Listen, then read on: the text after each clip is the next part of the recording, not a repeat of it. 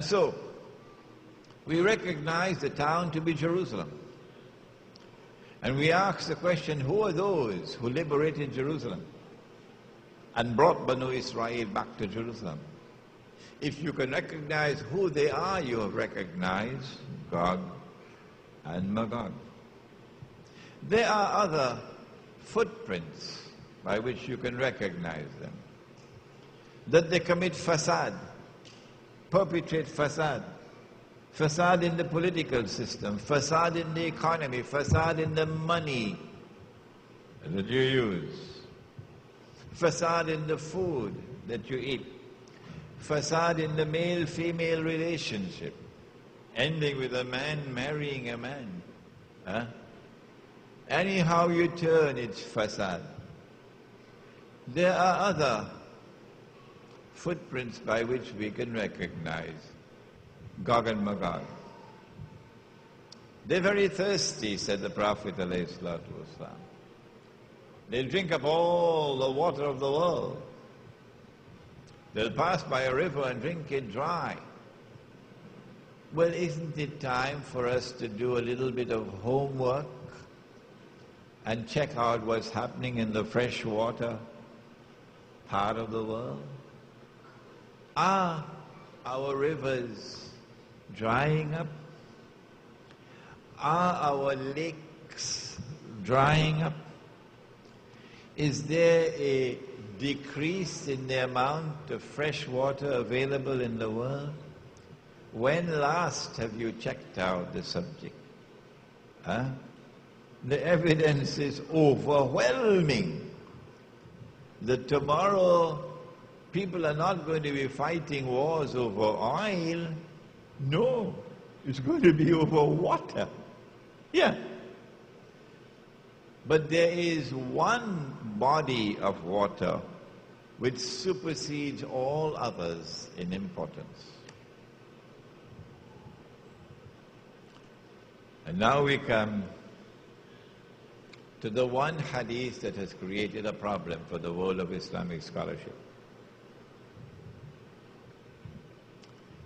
The hadith is in Sahih Muslim. It speaks of the return of Nabi Isa alayhi salam. And then he kills Dajjal.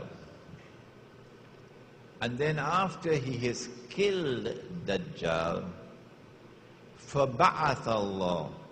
Ba'atha does not mean release.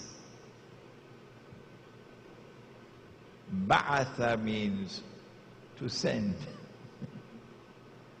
But somehow or the other, everybody have come to the conclusion that after Nabi Isa alayhi salam kills Dajjal, that Allah will now release Ba'atha, Gog and Magog.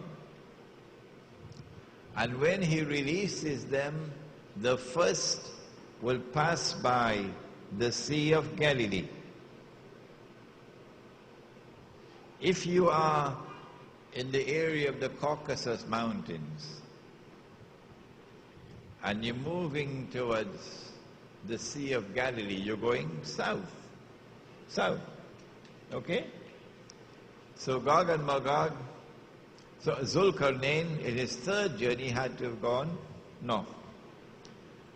The first of them will pass by the Sea of Galilee, but in Arabic it's not the Sea of Galilee. That's an English word used by the Christians. The Jews don't use Sea of Galilee. The Jews call it Lake Kinneret. Kinneret. And in the Ahadith it is known as Buhayrat al-Tabariya, Lake Tiberias. All three names refer to the same body of water. The first of them will pass by the Sea of Galilee and start to drink the water. And by the time the last of them pass, they will say, there used to be water here. I think this is a fairly simple footprint to recognize. Fairly simple, like the tall buildings, that when you see the water level in the Sea of Galilee going down and down and down, and when it reaches the point of no return, that it has crossed the level now, that the Sea of Galilee could ever be revived. It's only a matter of time for it to die, to dry up. Then you know that you are close now to the end. What is the water level in the Sea of Galilee now? The answer is the water level in the Sea of Galilee has already crossed the point of no return. That's how low it is. Indicating that Gog and Magog have been passing. When they pass by the Sea of Galilee, where are they going? They're going to Jerusalem. When they go to Jerusalem, what are you doing with the water? You drank all that water? Huh? We are dealing here with religious symbolism. It's not the actual drinking of the water. Rather, it is the consumption of water.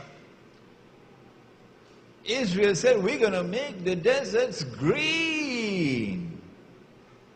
Those Arabs couldn't do that. They are dum-dums, the Arabs. And we have the scientific and technological know-how. We can change the desert and make it green. The Saudis are now growing wheat in Saudi Arabia. Yeah, but you do it at a price. The price you pay for making the desert green is that you will be consuming more water than nature can replenish.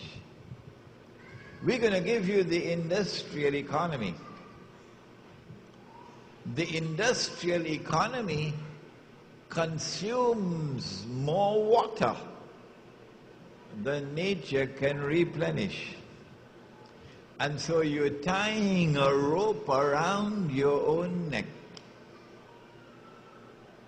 Around the world today, that excessive consumption of water through the industrial economy and the mismanagement of water to turn the deserts into greenery is reducing the water supply of fresh water. But in the case of the Sea of Galilee, we have evidence as dazzling as the sunshine that Gog and Magog have not only been released, but that Gog and Magog have been heading for Jerusalem for a long time now. That Gog and Magog now control Jerusalem. When we come back after the Salatul Zuhr, we're going to attempt to fine-tune our analysis to try to identify Gog and Magog. There are about 7 minutes left before the Azan of Salatul Zuhr. I want to give you a little time to go perform your wudu, catch your breath, inshallah. You have until 2 o'clock. Don't eat too much. Just take a little bite so you can get back here for 2 o'clock. At 2 o'clock, inshallah, sharp, we resume. Assalamu alaikum wa rahmatullah.